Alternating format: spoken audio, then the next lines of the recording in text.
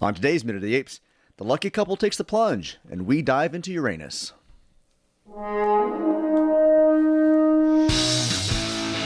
Take your sticky paws off me, you damn dirty ape!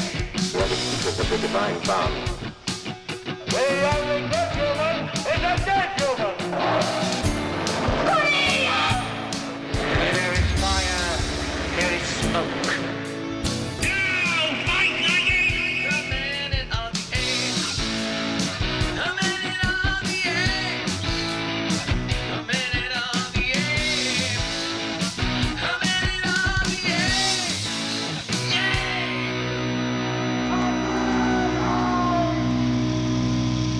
Hello and welcome to Minute of the Apes, the daily podcast where we break down every minute of the Planet of the Apes movies, 1 minute at a time. I'm Todd. I've got Sean to my right and Uranus to my left. Hey, we got this done the first time. Technically, it's Jupiter, but, you know. It depends on how hard you push. I actually think that's not the first time we've had a Uranus joke in this podcast. I'm pretty sure. I think we've done it for this actual season, right? Because we talked about moons of yesterday, Uranus. yes. Oh, that's true. Or Yeah, last yeah. week, yeah. We're trying to figure out what moon they were at and where they're at. We know that it's Jupiter, but, I mean, come on. Man, you hear about Pluto? That's really messed up. It's Did not they a planet. downgrade it again? It's not a planet. It hasn't been a planet for so long. Man, Neil I'm- deGrasse Tyson, fuck you. I'm sorry, I watched Gattaca last night and the kid was laying crap out about half Pluto. of Gattaca. Yeah, half of Gattaca. Yeah, So I just- you watch Gat. I did. Tonight I'll watch Ucka. You watch Attica. All right, with all that humor aside, Sean, we're at minute 7. Tell us what's going on minute 7. All right, we're going to start minute 7 with Leo Davidson getting a postcard and end with Captain Leo Davidson reporting to the bridge. All right, here it comes. Minute 7. Tim Burton, Marky Mark, Planet of the Apes.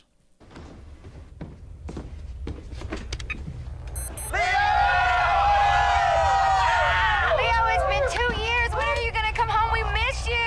Don't come home too quick. I'm really enjoying that apartment. No, we miss you. Are they letting you fly yet? Or are the chimps still doing all the work? I got something to tell you. Leo, when you gonna make that kind of commitment?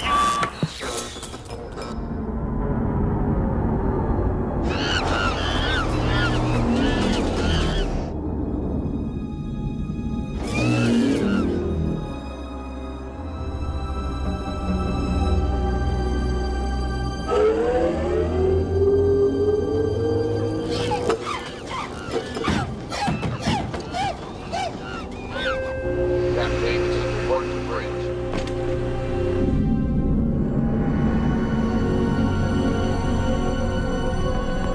As of minute 7, we have an Oberon's worth of apes and humans. An Oberon's worth of. Yeah, I like that. Yes. All right, so we start with our lovely bantering couple before Leo steps away. We find out his full name is Leo Davidson. He sits down to get his video postcard in which we watch him looking at his friends, and we see Marky Mark has a very cute, charming smile as he looks at this screen. We watch these people back and forth, and, it does feel very handheld even to today's standards, so it works fine. He then sees a couple show off that they've become engaged by the girl holding her hand up to show an engagement ring. His African-American friend makes some smart-ass remark before the lights go out. We'll I have get a to comment on that one. and the lights flicker around for quite a while. The camera pulls back from the Oberon space station. We come back and everything stabilizes. The chimps, quiet during the electrical pulse, now are Alrighty. going wild, and Leo gets up to run away and run back into the scene. So that's where we are visually.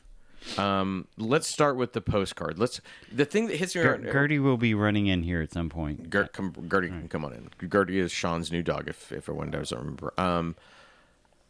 Okay, so you're Hey, gone there's in Gertie. you're gone in space, and your friends are. It's been 2 years. When are you coming home?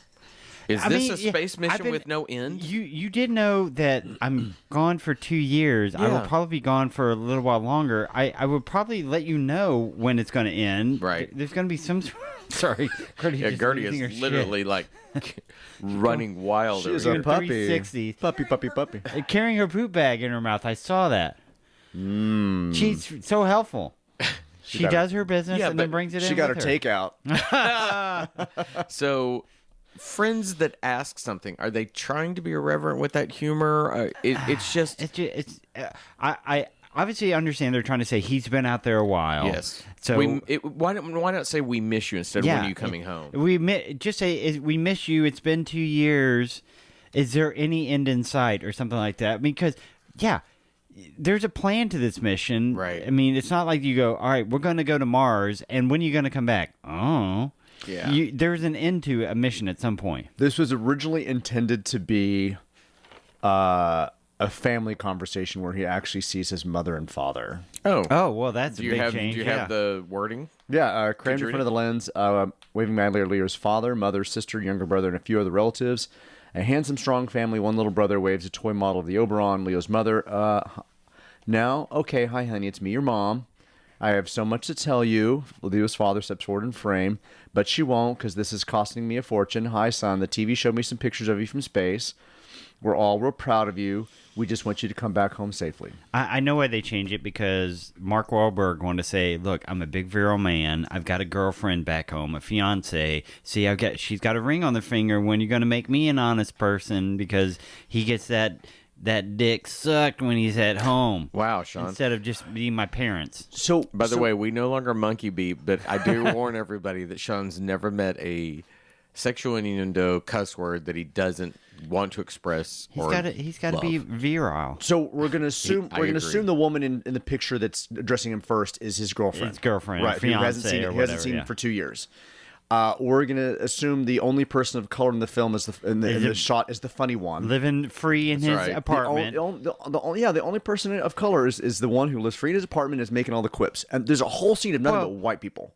And they've got one black friend. Is that and all true? all he can do is be funny. Yeah, it is. Well, I did make a note about. Oh no, I'm assuming there's one other black wait, guy wait, in the background. Oh, there's okay. One. I'm assuming this is a pool party, by the way, because the guy's that's just it. shirtless. Yeah. Well, that's just it. Why are all the other dudes wearing shirts except for the one That who got one engaged? guy, It yeah. freaked me. It flipped me. I was panicked for a second. Like, why do they have no clothes yeah. on? I went, it's got to be a pool party or something And like then that. I had to look around and notice there were other women in the background And bikinis. with bikini Yeah, I see tops that on, now, but yeah. not initially. It's just a weird It's very framing strange of thing, everything. yeah. If they were literally at a pool party, we should see more shirtless dudes. Or like somebody's Something. jumping into a pool, or a pool Or itself. a pool behind it as opposed to Or even like a crappy plastic tree that they have, a palm tree or something like that, a blow up palm tree or something. It was just a bunch of actors that were just overacting for that entire 30 Right. seconds they were on screen. Like they were all like, "Hey, hi." It was Well, just even the hamming it reveal up. of the engagement ring when she It's holds so it up and kind of forced. goes, Yeah. and he goes like, and he and then gives the her a guy big leans hug. into the back. I mean, most guys are sitting there behind going, oh, shit, what am I doing? You know, there's no texture. Again, we talk about texture and lighting. There's no texture to the performance of this. There's nothing. It is one note. Everybody scream. I get it. You want energy. You bring that. And I don't think that the African-American guy is bad in what he's given. No. However, I think you're right. The main person that's put there to be a jokester is a black guy. He's also apparently freeloading in his apartment, is what you're saying to For me. 2 years, at and least. I was like, okay, I imagine if Sean calls me and I'm in outer space and he's staying in my house, he's like, dude, I haven't changed much in your house, just then I get it. I don't know. And it was originally wasn't in the script. I could understand why they might not necessarily do the family scenario because it's kind of played. It's very played. Right. I could get why they wouldn't say, "Mom, why would you come home soon?" I could see why they want to say, "Hey, let's make it a little more youthful. Let's go and kind of do something fun where his friends are having a party." Maybe that's it. Maybe and they're the reaching youth out is to him. exactly it. What's that? Maybe the youth is exactly it. I think you're on to something. Yeah. Yeah, because he's young, he's got friends. They've Because missed him for 2 years. What I thought, if you want to create a heartbreaking moment, why don't we see his wife holding up a child baby he's never or met something like or that, something yeah. like that? That could be something that you put somebody out there, and that's harsh. But I mean, then it wouldn't set up for stuff later on in the film, though, right? I mean, he's got to Without be question, be young and virile at some point. I think they virile hire is Marky Mark. for his future Nova. Right. That we're not Virile gonna is have going to be named a Nova. very definite term that we use over and over and over in this movie. So- That's my feeling. Today's what minute they did- of Marky Mark, virile of the Apes. Yes. What they did in this scene to make the future really pisses me off is the monitor has notches cut out into it. So, I mean, if you want a screen, make it a square screen. But why is there, like, at the bottom left coming up, like, just cutting off part of the screen? instead of why would you make a screen like that? Like, I have a cell phone here. My cell phone has a camera in the front of it. They just kind of like hit it in the front, and it doesn't like bump into. They don't do a notch into the phone anymore. Why does this monitor have notches all over it? It's 2001. It's 2001? There was a note, that a small, thin wireless LCD monitor, and he finds a quiet place to sit. I mean, they're specifically saying, "Hey, we're not using CRTs. This is 2029." Yeah, right. it's the They future, want you to man. know, and it's wireless. By the way, I don't know if you noticed that, Sean. It was Wow, wireless. My goodness. Isn't that the weird thing that there are times when you design the future that you feel like you have to put some unnecessary element to make it look different? Instead of just saying, wow, they've got great monitors and we know he's in space. I don't need you to tell me it's in the future. I don't need a visual motif to that. Well, I mean, think about like Total Recall from the first one. They make screens that's just their windows, and then they're watching TV, and all right, the TV's off. Now it's just a pretend window. They didn't put notches and weird things into it. They just said, all right, it's Windows, and now it's TV, and now it's Windows again. Well, I think like that wall, I would like to make it a big TV. I wouldn't want a big fucking notch in the side of it to take out part of the picture. It's kind of like you watch also Minority Report. I think that because they actually had a futurist help them devise it, and so much of that stuff is actually Was it Tony play. Stark, the futurist? Was he? Well, they were the great Tony Stark, the futurist. Oh, I don't remember that. Marvel movies. Never. But, you at least have that kind of thing where someone's thinking about it and you don't need the crazy. You just do the slightly out of reach type stuff. I would have rather seen almost like a Minority Report where the screens just sort of float in the air and it's somehow projected. That would have been interesting. I would have, but, But again, it's a choice and I don't like it too much, but whatever. So then we start getting the electrical pulse. Oh, my God. The power goes out on a space station and nobody freaks out. Nobody panics. The apes do. But the people are like, oh, power went out. Okay, what are you going to... I'd be kind of freaking out a little bit. I'm sorry. Oh, my God. Unless this were a common occurrence. And then if it's a common occurrence, why? Somebody changed the battery, right? Yeah. But actually... Somebody hits a panel. Yes. All right, there we go. It's working so again. I'm actually going to say I don't think the apes freak out enough. Yeah. Because I've got it roughly queued up, if you guys don't mind. So this Go is the for it. end when exactly when it hits. Take that kind of commitment. I love that it's a buzzing. Yeah. Now when it goes off, the apes are quiet, and we go back in, and we're inside the spaceship right then, and the apes go quiet. Why wouldn't they be panicked? Why Yeah. wouldn't? Okay, so Jake, you both know my older dog, Jake, very big dog. If anything happens weather-wise, that dog is petrified. He is shaking. This kind of shit would set him off too. Right. You would have one of those apes losing its shit, and it almost ruins the tension of the moment. It's like because we get. Nobody. There should. This is a very, very frightening moment, and they really didn't bring the audience into it by having all of the actors play dull and the apes do nothing. It would have been more interesting to go back to the chief medical officer, and have an ape screech real quick, her glance over, and then at her desk, something begins to move off of it like it's losing floating, gravity. yeah, because and then the power goes out, and you're like, "Oh shit, what's going on?" Yeah, that was one of my notes. How do they maintain gravity? All right, I'll give them the power's on. It's not circulating and making centrifugal force or something like that, like 2001 or Babylon 5 or something like that. Babylon 5, because There it is. why it You knew he had the rotates. reference. That's how they make gravity in it. But all right, I'll give them that. They have magic gravity that works without rotating. The power goes off. Yeah, shit should start floating away. It would have been really, really cool for this moment to do exactly that. Yeah. Have an ape screech or a couple of ape screech that she looks and sees, begin to see objects lift up off the table as if they're losing gravity as the power flickers, and then it goes completely black with nothing but ape screams. Yeah. Yeah, and that's exactly. And then you just see the quiet of it moving in space as it falls towards Jupiter, that moon of Jupiter. And then as the power comes back on, we don't need a chaotic scene, everything kind of falling back into place. We can just do something really simple, but just something to let me know that, this is terrifying. Or maybe, I would be freaking out. The if power they're in a goes- bad place right there. The power goes out. Davidson starts running towards we something. see him, we come back to him. And then the power comes on and he calms down a little bit. Like he was trying to go and fix a problem. All right, the problem's been resolved. But Why not have also one of the apes could have been an aggressor in this moment. They're panicked. They do something. They attack a human. You want to show aggression. Here's an opportunity for an ape to be an aggressor. And we have nothing. There's no reaction. In fact, when they cut back to our female scientist, she's simply at her workstation and looks over her shoulder kind of like, hey, the power went off. Right. No, I mean, it's really, really missed opportunity. We could have seen him. We could have seen this. We could have seen, again, her seeing a couple of apes screech, the objects move off the table, the power going out as the apes screech, the quietness of the space as the space station moves back in, and then we could cut back to your point to Davidson, and we see that he's done something to strap him in somewhere so he's not floating away. And then when he realizes it's safe, he takes it off and then begins running towards somewhere. I just thought about it. They cut back to when the power comes back on, a baby orangutan just like hanging there. Yeah. It'd been funny if you saw a little switch right next to his finger. It said power on, power off. And he'd like, flip it, power on. And then it's just like, hee. Why not have things like The Expanse where they have gravity locks in their boots? Well, that could have been a cool thing. Like, and then it could have insinuated this has happened before. They're prepared for it. Right. There are all kinds of things you could do to make it work. Just like the PA announcement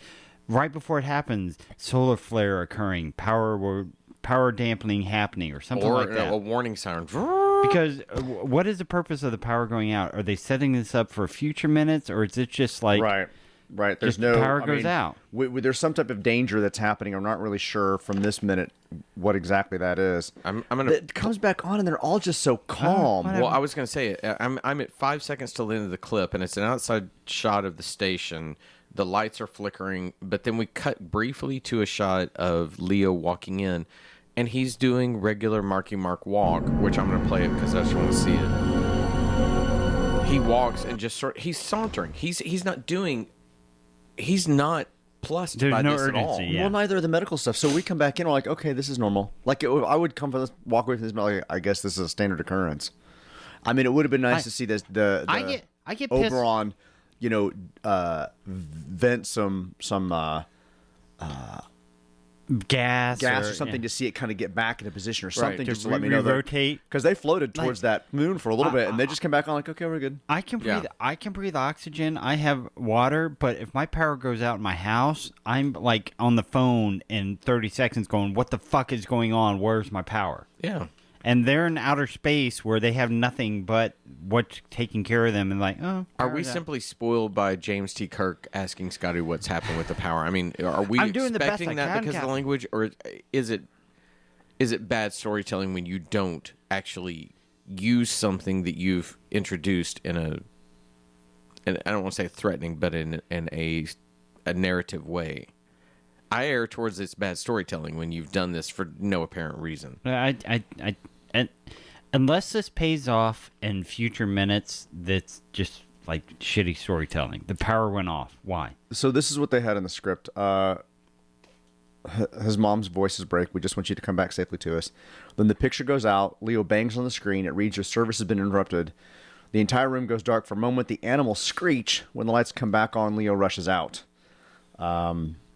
So I could see why maybe they wanted to shoot some extra stuff that they needed to kind of explain what's going on, but it feels like an afterthought. It does. So, to be fair, they do come back, like Sean said, to that orangutan on the bars, kind of going nuts. And the hair is standing up, yeah, right? But the weirdness of it is that everything goes quiet for a while. We don't hear the oh shit, this is what's going on. We don't ever get that. We just come back and everybody's going nuts, except the humans are not. I think in future minutes we'll find out everybody's very calm about everything that goes wrong. Maybe so. Yeah. All right. Has anyone got anything else they want to bring in?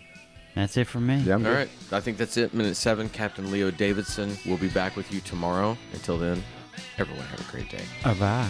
Bye, everybody. Come in.